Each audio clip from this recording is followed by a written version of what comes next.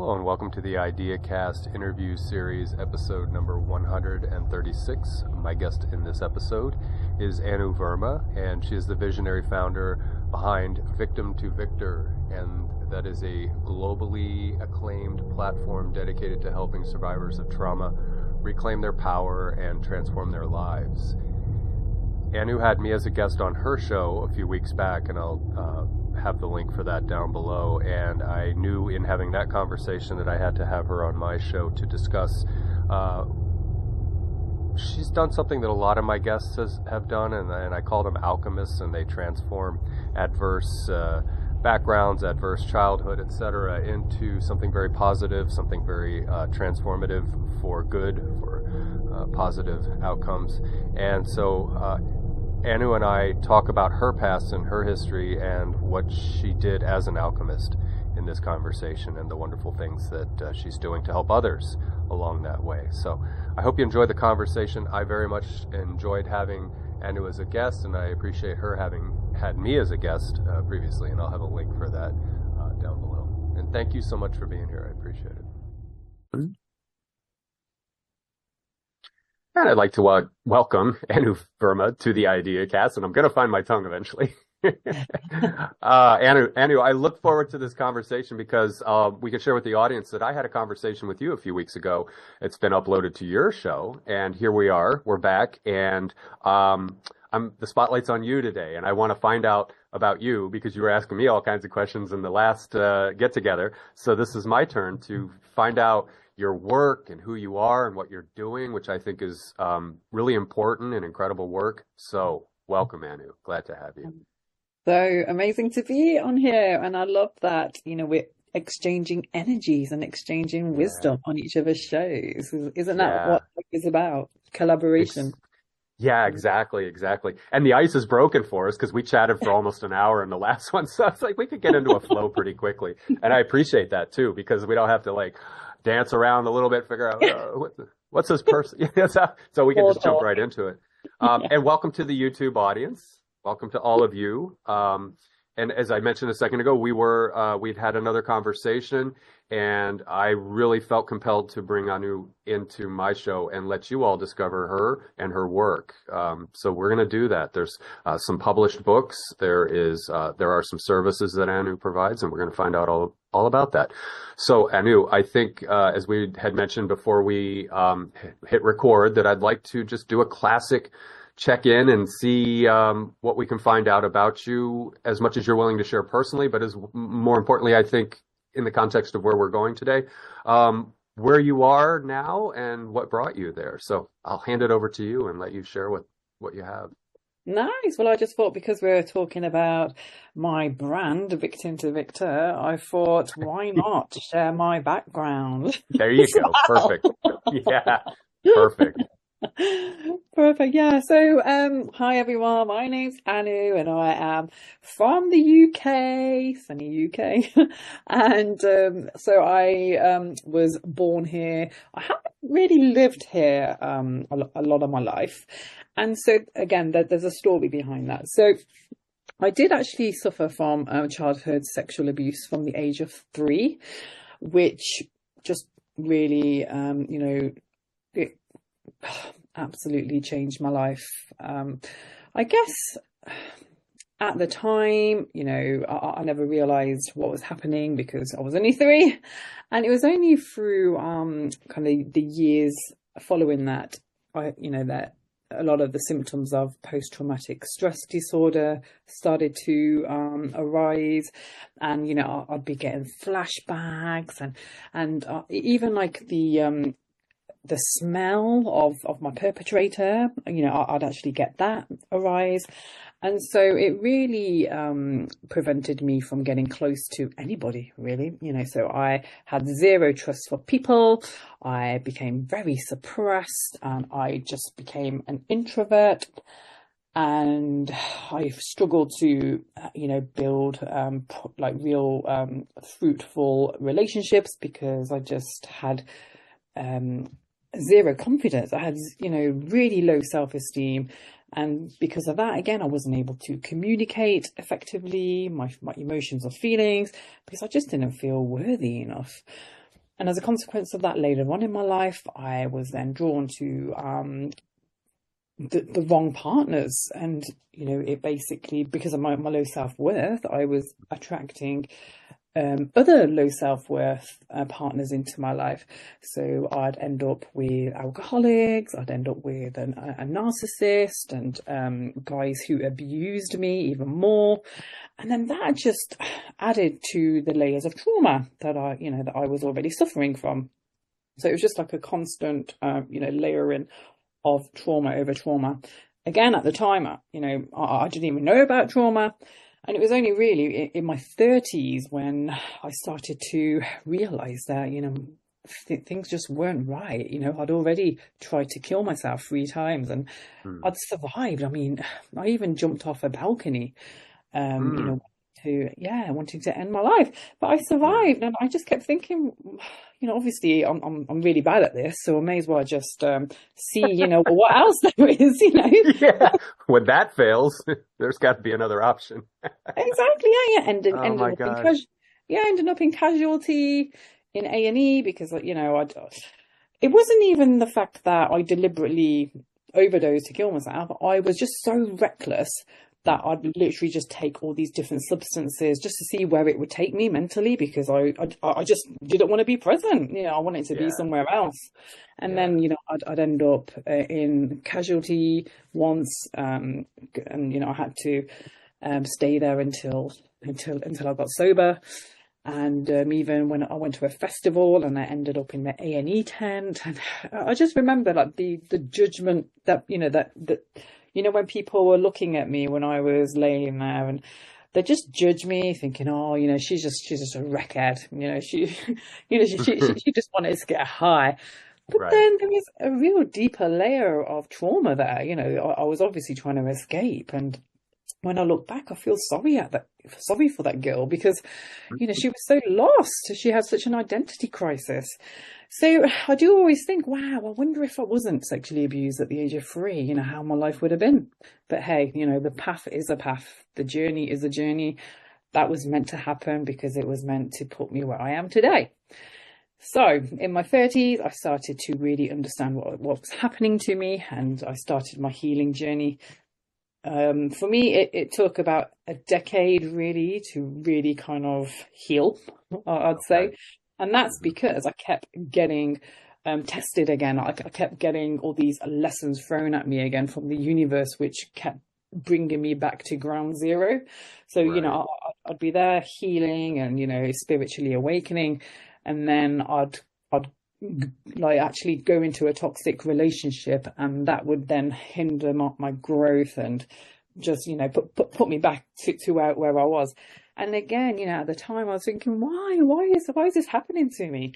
But then now looking back, I realize it was these lessons that I had to keep learning, and the resilience that I had to develop, and the strength in order for me to become the woman that I am today.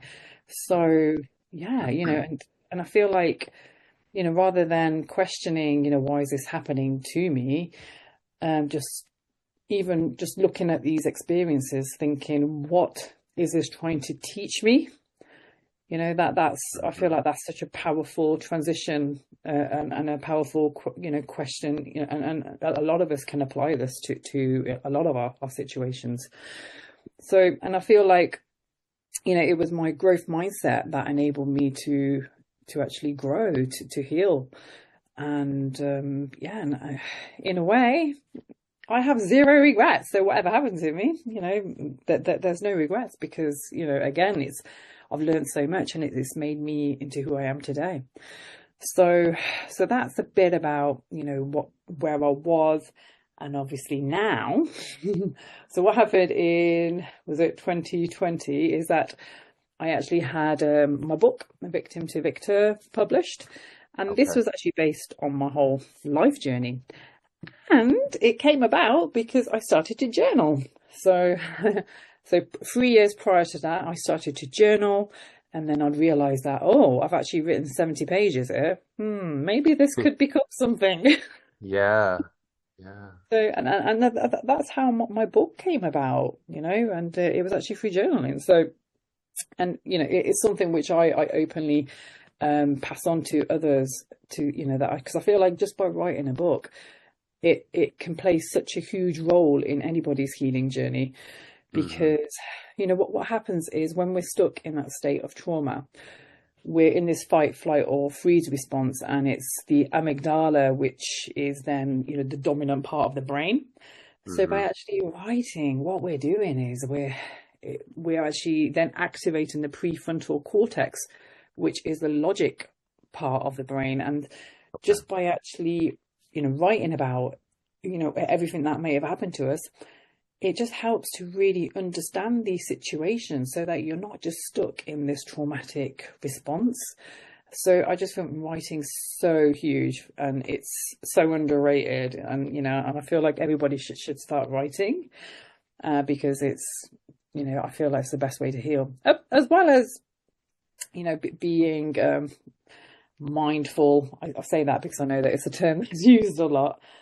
And also with meditation, obviously that's really good. But I feel, again, with meditation, it's hard to meditate when you're stuck in that traumatic response.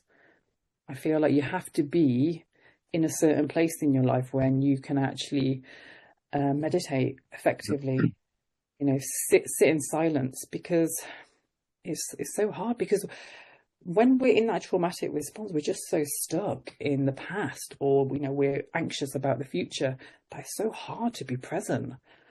And so it does take healing in order for us to get to a state where we can actually sit in silence, even if it's 2 minutes or 3 minutes or 5 minutes. Just, it's good to start somewhere. And it's amazing as well. So journaling, I'd recommend, number one, and then obviously meditation when you're at a certain stage during your growth journey.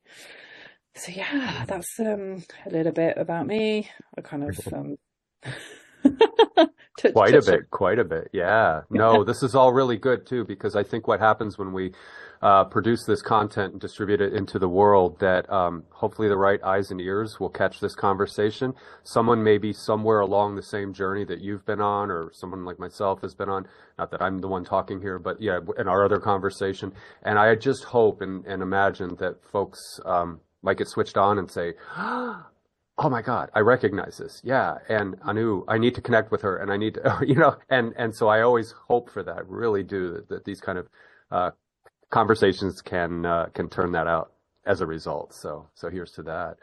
So a couple observation on my end of what you had said. One of them's kind of humorous. So trigger alert. We have discussed suicide so far, and I'm going to bring it up again. So, if you're Okay. sensitive, hit pause for a second, pull yourself. And anyway, when you said that, and I've done this too, you, as we know from my conversation with you, attempting suicide.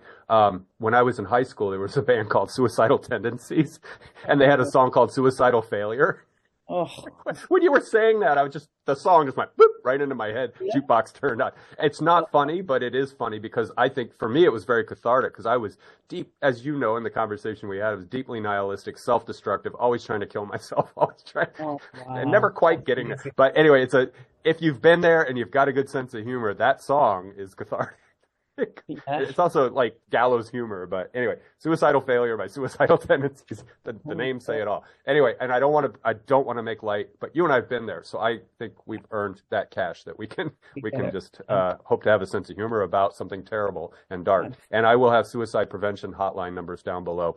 So if you're Okay. struggling right now, this is not being done at your expense. Anu and I have dealt with this historically. So the other thing that I thought was interesting when you mentioned journaling, I saw, and if I can retrieve it, I may not, but on Blue Sky there was a researcher, a academic, that was pointing out an opening for research on journaling as a therapeutic tool, and that would be fun. I'll try to dig it up. I just sort of passed through it on Blue Sky this morning, and I'll try to pull it up, and I'll have the link down below, or I'll pass it on to you, because I think that's so important to really just get it out of your system, so to speak, and put it on paper, and reflect on it after you've channeled it out of yourself. So thank you for sharing that, because I think that's incredible and important. And how wonderful that it turned into a book for you. That's really cool. Yeah. Yeah, but and I love how you just said about channeling it out. That's exactly what's happening because we just get so like when things are in our brain or in our thoughts, they're just so mumble jumbled, aren't they? Like Right. there's no logic behind them, and it's really not good for you. This is why lists are really effective. Like our to-do list is better out than in there. And it's the same with any, incidents in your life that you're trying to heal from or to try and understand more, just actually writing about it. And, Mhm. even if it's, I don't know, silly things like, in your workplace, you might be annoyed by your boss or, by colleagues or something. And just even writing, just, down, why it is that these people may trigger you. And a lot of the times, you find a lot of it is linked to past trauma. Your boss Mm. might remind you of your teacher who may have put you down, or your colleagues may remind you of a time when you were bullied. So I feel like there's so much link in, our day-to-day runnings to our past events that have happened. Yeah. Yeah, for sure. You're right. There's a lineage to, or interconnectedness to it all, I think. Yeah. And to me, once you start becoming self-aware in your transformative practices, a set of practices that you do to, as you say, become a victor from a victim, that salience, that awareness that you just described, oh my gosh, that's why this is happening, or I'm responding as it's, to this event or these people. So yeah, that's important, I think. And another point that you made when you were telling us about yourself, with regard to meditation, I did it. I started when I was a teenager just because it was an alternative to, getting high and stuff like that. And I liked it, but I got serious in my mid 30s and meditated for quite a bit. What I noticed is, the best way I can say it is it's like a positive depersonalization, I think is what I was getting out of it. And I don't mean in the pathological sense, but to me, going in and getting rid of the narrative self, getting rid of the self, if you can get there, is Mm. such a relief to finally put that aside and just be for a moment and be in silence. And Yeah. that's like a battery charge, I think, for the having to reemerge into the chaotic, stochastic world and deal with everything. So I say this to the audience that if again you're at the precipice of your your journey to transformation, I'm agreeing with Anu 100%. I don't know what's wrong with my tongue today. I took a Sunday. nap earlier. Maybe I'm not waking up. Yeah, yeah. So I'm sorry, Anu. But yeah, just the idea that that can be incorporated as a practice, that there is something good waiting for you there. And it takes patience and it takes a lot of time. Find different. I tend to go with, and I'll ask you this question. I tend to go with drone soundscapes because I am very hyperactive and probably ADHD, probably because of trauma and abuse as a child. But Yeah. I find that if the brain can sit and listen to a droney, set of sound sine waves or whatever, that it helps push me in to that space a little bit. Do you do silent, or what do you guide it, or what's your format? Yeah, I absolutely love guided Okay. hypnosis and just Mm.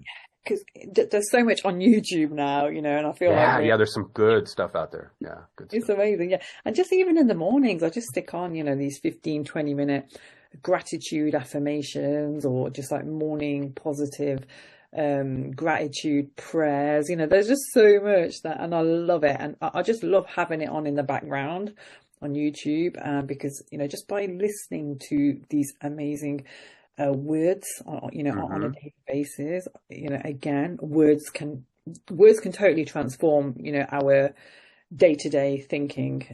This is Yeah. why, I try and minimize being surrounded by gossip or by, bad news and negative talk. Obviously, we still have to listen to some, especially when it's affecting us, like socially or culturally or, within our community or even, in client work, we do have to listen to it. But then it's just maybe kind of protecting yourself from it. You just having like a bit of a Mm. shield up, or not letting it go into you, like so that you're absorbing it, and then just trying again, just try and change it around into the positive self-talk. Yeah. So yeah. Yeah, absolutely. Can we talk about Dauntless, Invisible to Invincible for a moment too? Since we had mentioned Victim2Victor was your first book. That was your first book, right? That Yes, was it was. okay. Then Dauntless came out. Yeah, You want to yeah. share a So little bit about that too? And yeah. before you get started, everybody down below in the description field, I will have a link to Anu's website, and you can discover. She has a little section there. You can discover her books. There's a free ebook on there. We'll talk Yeah. about that after Dauntless. But yeah, this will all be made available down. And I don't mind pitching for Anu because she's doing good work. So it's not an infomercial. I do this because I'm committed to her to help spread the word and get her work out there. So anyway, sorry, I had to do a disclaimer. Oh, that's so nice. I'm Thank not into advertising necessarily. So, you. but when Exactly. it's something like this, it's meaningful to me. So anyway, Oh, I'll hush up and you can tell us about Dauntless, please. bless. Yeah, yeah. So, wow, Victim2Victor was my, personal story, and then I actually transformed it into like a four-part book so that it became a lot of self-help as well. And Okay. so, and that took quite a while to actually create. But then Dauntless, it's a co-authored book, so I'm actually Okay. like an author in it, apart from as well as other amazing leaders, and Okay.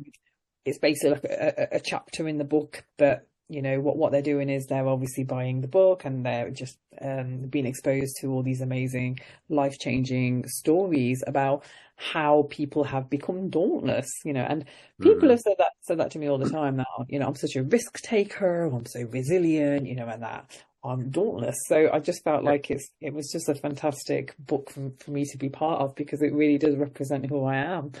And it's great. I absolutely love working with other people and other authors, because I just feel like collaboration is key. Hmm. That there's only so much we can do on our own. It's really amazing to be part of communities. And again, when you are in a traumatic state, then it's so hard to trust others, and you find like you do end up living in isolation a lot of the Hmm. time, Hmm. because Yeah. you can't really communicate with people, and you just don't feel confident enough to be around people. So, and it's why majority of my life I was isolated, and then it's only as I started to heal, even when I was writing my first book, I was still isolated. Right. I still hadn't healed properly, Okay. because I remember, because when my first book even got published, I had to then I had like three sources of help. So I had like my therapist, my energy healer, and I had a coach as well, because Hmm. I'd gone into a state of trauma again, Okay. and with the PTSD symptoms. So yeah, I just feel like it's so like easy to get triggered sometimes, when you haven't fully kind of healed, when you haven't fully reached that state of being. Right. So yeah, so the second book, I was in a much better place, and I'm so Ah. grateful for that.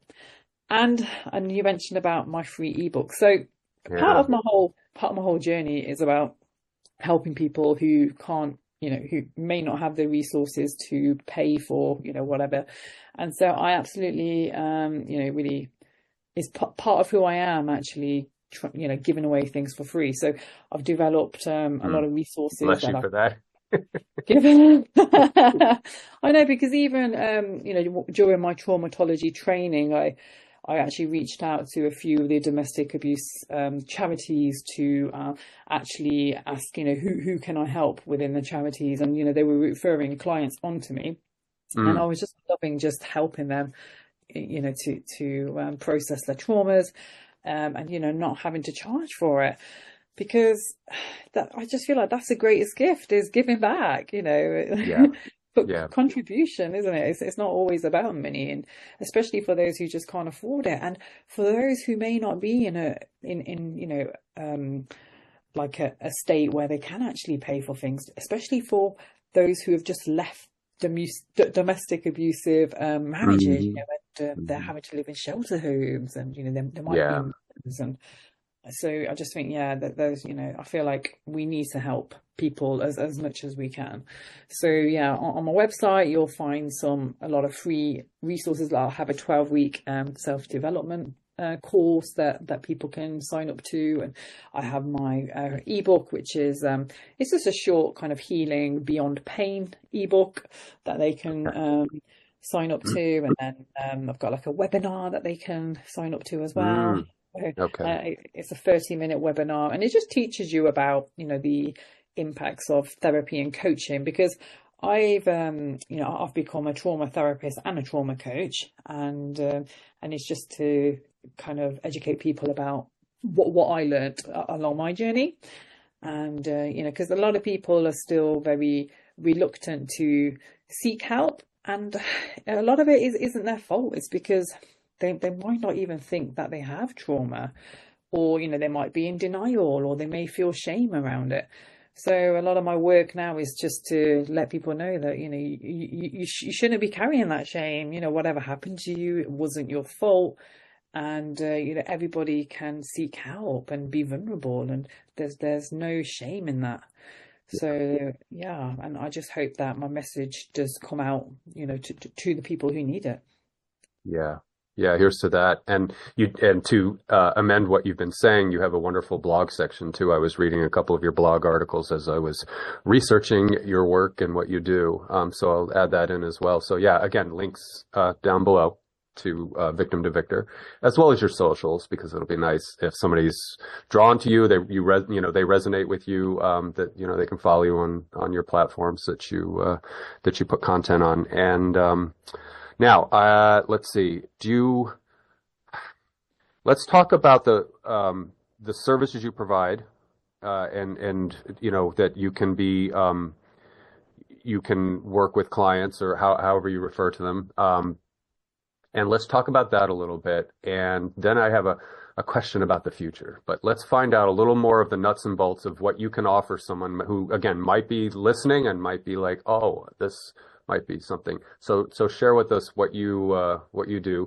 And you did mention you're egalitarian, you give these things away for free, but you're also a professional, and I want to also bring that in as well, because absolutely. Yeah. So we all have to earn a living, so it's not all about just giving everything away for free. Yeah. Now that you've given everything away, let's talk about what you do as a professional. Yes, exactly. Exactly. And because and again, with the free resources, it's great, for you to all be introduced to the topic, or to be introduced to my teachings.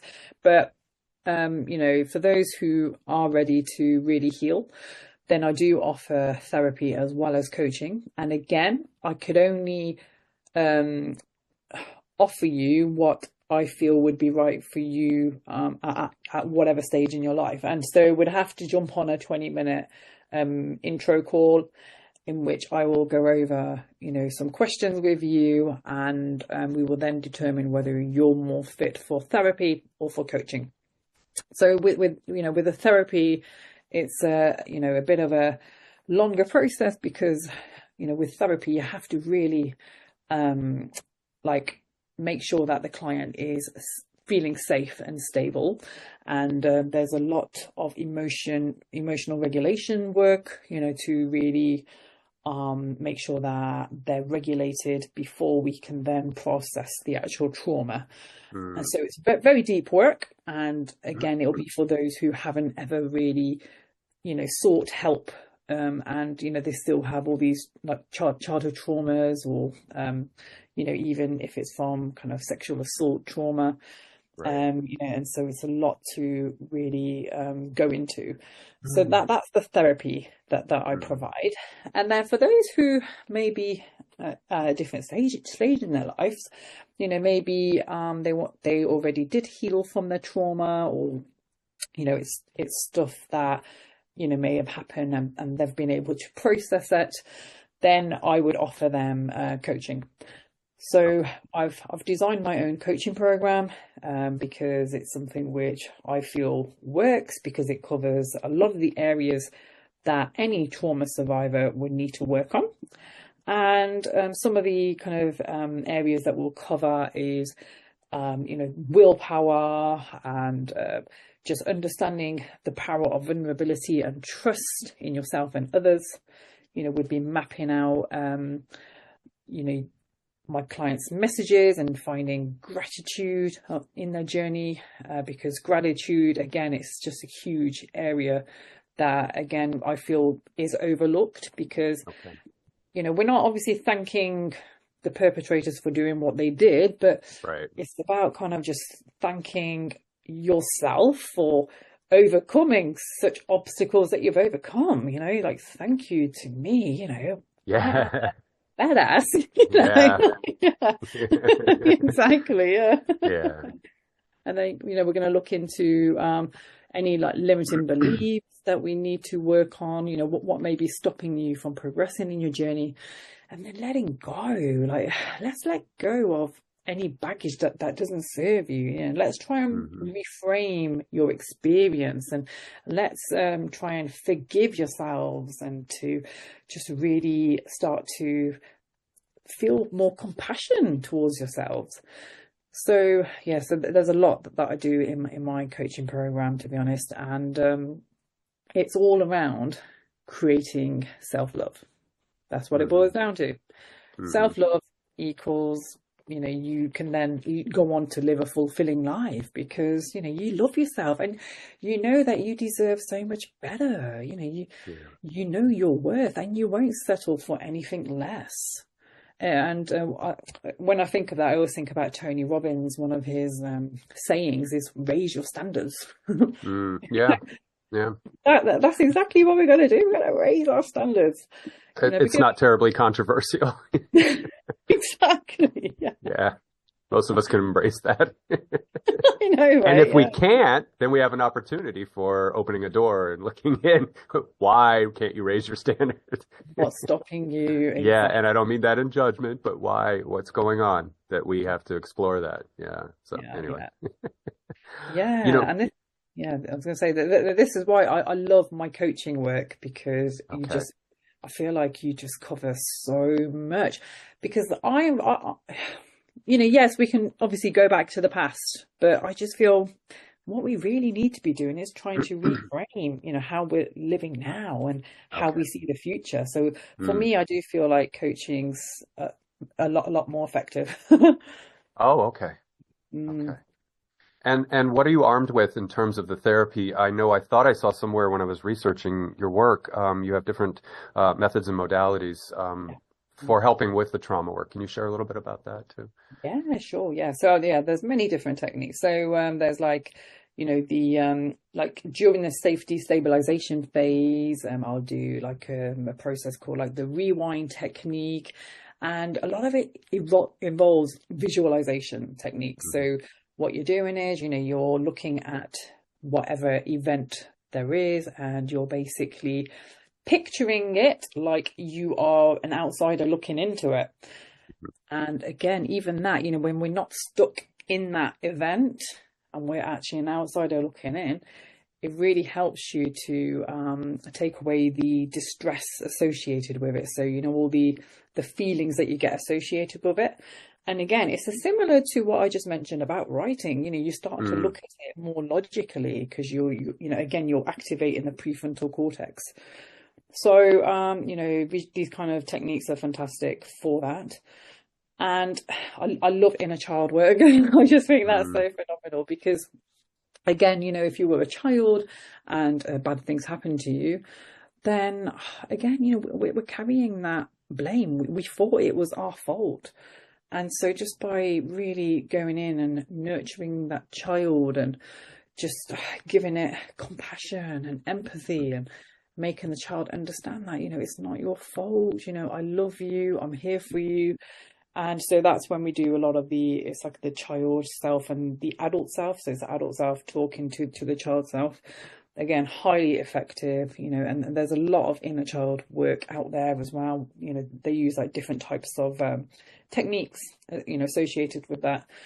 So that's one of them as well. And like in terms of actually processing the trauma, there's exposure therapy, which works really well, because with exposure therapy, what you're doing is you're continually talking about the traumatic event. And just by actually talking about it repetitively, on various different sessions, you start to really, again, your distress levels lower.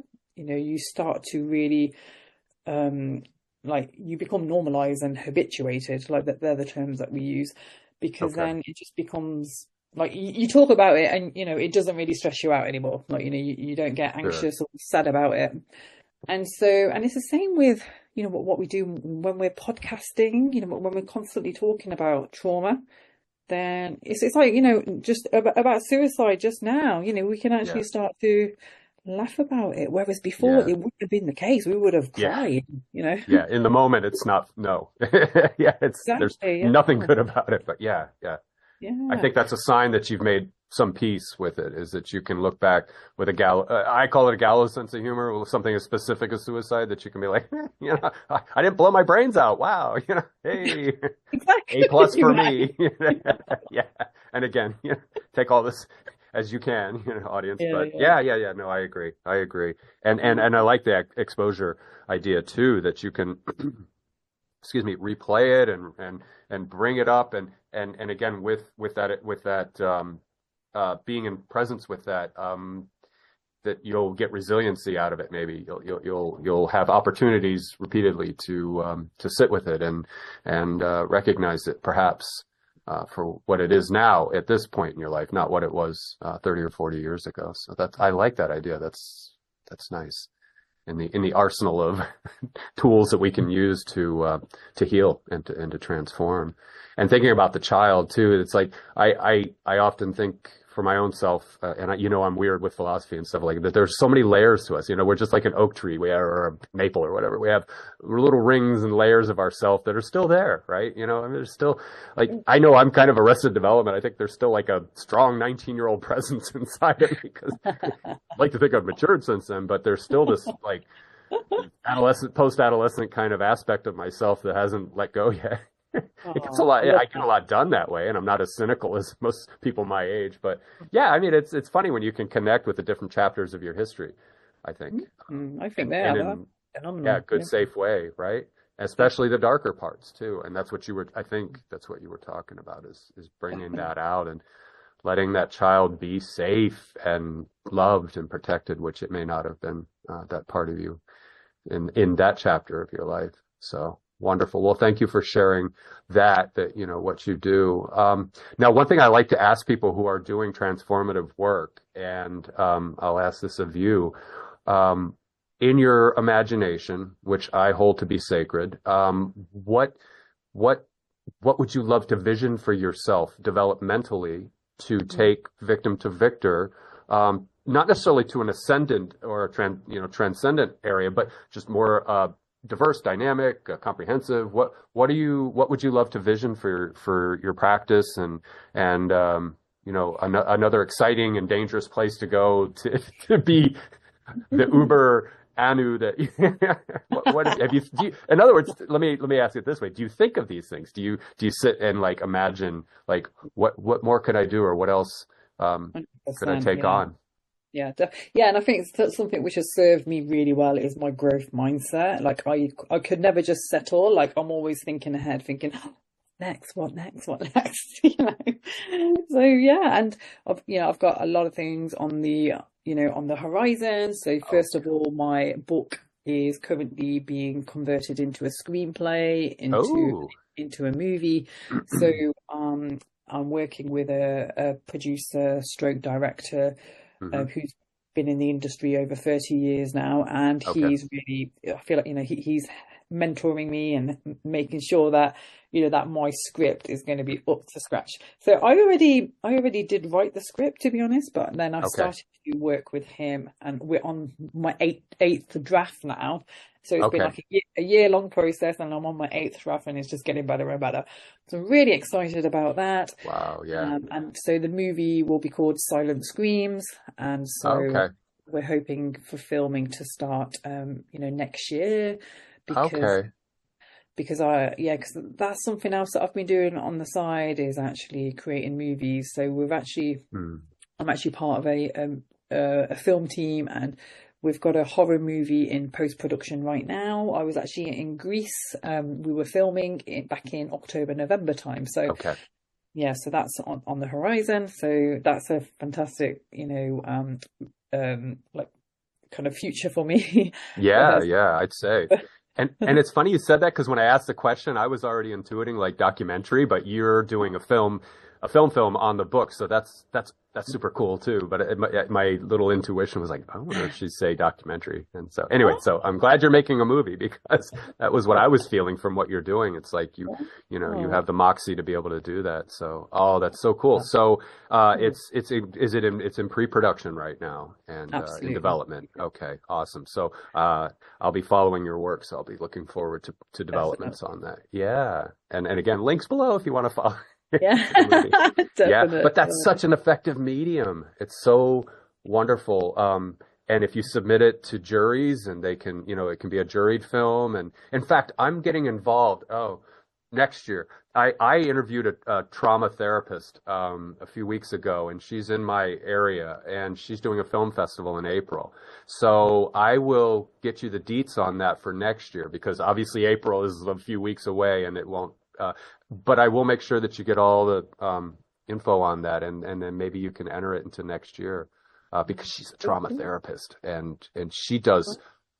When I interviewed her, I actually had to put warnings on the episode. It was so horrifying, some of the things that she said about what she dealt with children, and I'm like, because she specializes in child trafficking.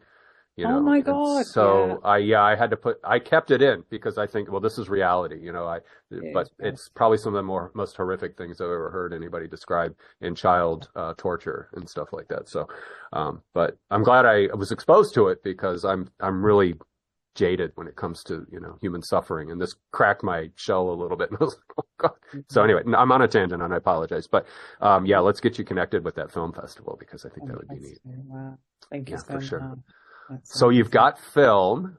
That's enough said. It's like what are you imagining for the future? I mean, wow. Yeah, I can't I think of too much know. more Yeah. other than doing sculpting and becoming the next Oh, and also, yeah, because concretizing. Yeah.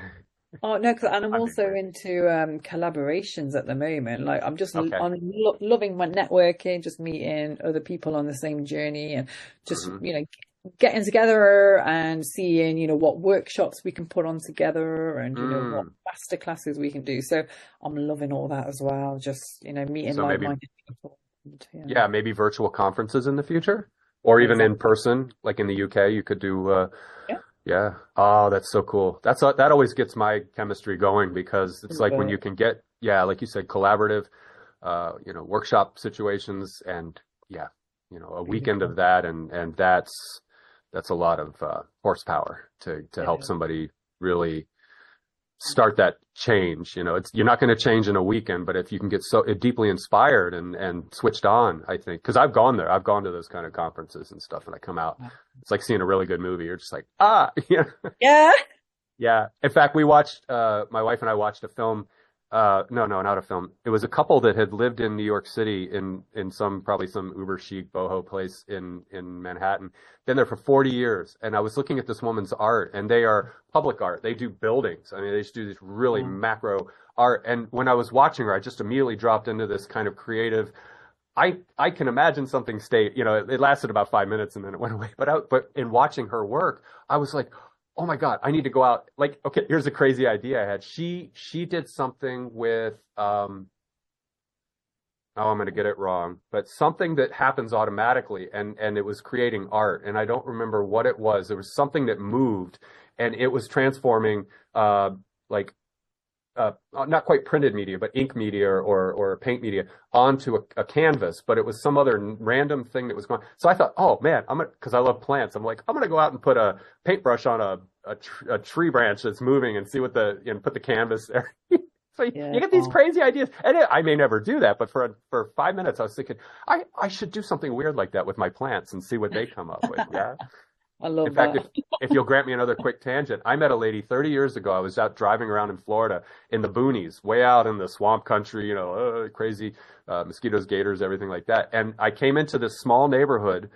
There was an Indian shell mound. It was called the Ortunalak Shell Mound, I think. And I happened to be just passing through a neighborhood, and a woman's dog ran out in front of me, and I slowed down. It was a large standard poodle, and I was able to slow down in time before the dog was, in imminent danger. And I got out and the woman was like trying to catch the dog.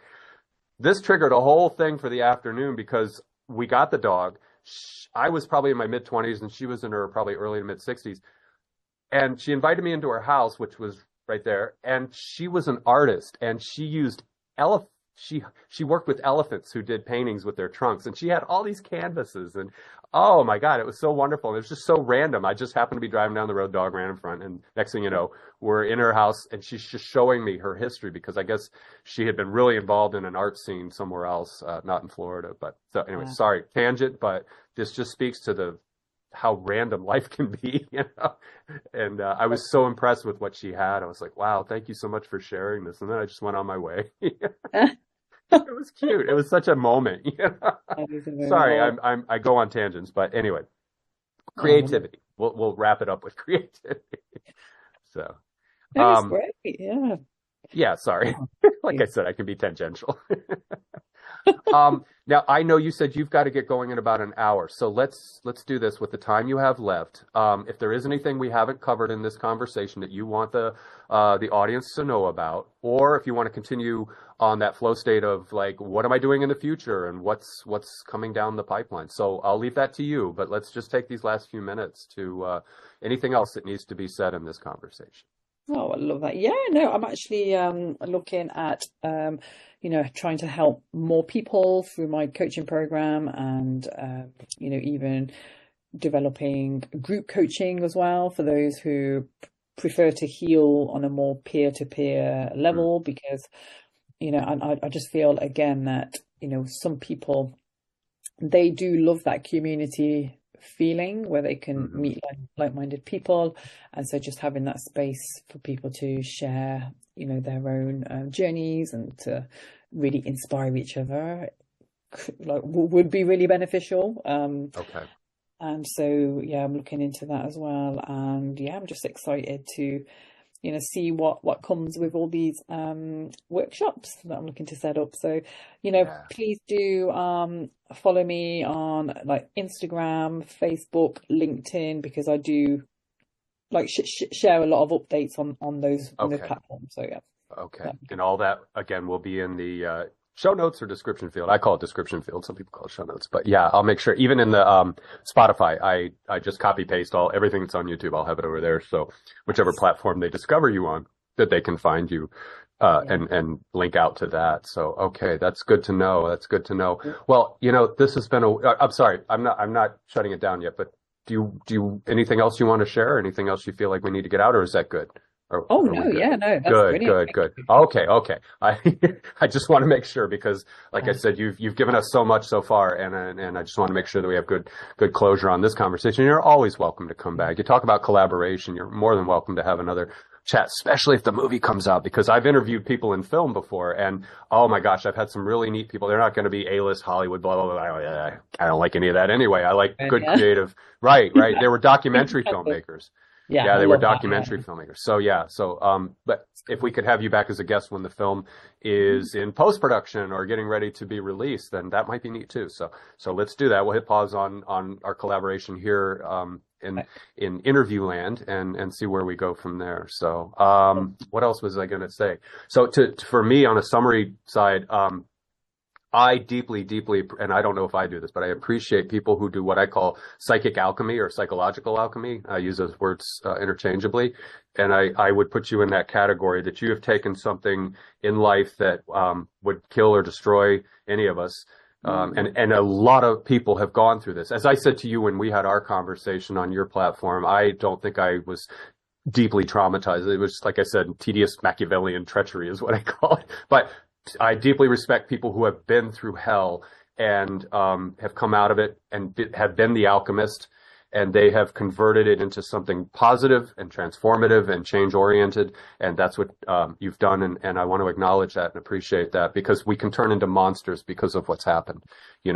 Children who are molested can grow up and maybe start repeating the trauma. Children who are abused can maybe grow up and start repeating the trauma. It's generationally done sometimes. And so to be able to break that and then move into a space where you're gathering other people together and doing that transformative work is laudable, highly laudable. So I offer that to you, and I'd say that to everyone that's doing this kind of work. So, but it means a lot, I think, for our species that people can do that. So thank you for what you do, Anu. And thank you for being my guest. I appreciate it.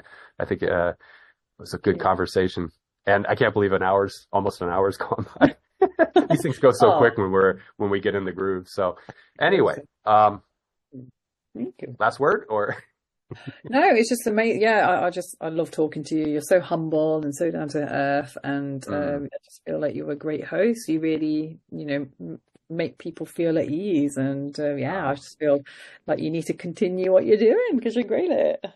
Well, I will avail to do my best as long as I keep getting guests, So, but I shouldn't have any problem because I put you in the genre of transformative people. So from our conversation on your platform that I'll talk to some of the real high tower academic type people, but it's more to bring it down to earth and because I think in psychology and maybe cognitive science, it gives us some insights into this human thing, this system, and what is it doing, especially in moments of these potential pathologies and things that can arise from the horror that some people are exposed to. So yeah, it's a collaborative thing in that sense that we're getting a lot of different perspectives. So anyway, Anu, thank you so much. I will say goodbye to you after we stop record. To the YouTube audience, thank you guys so much, especially those who are still with us at the end of the conversation.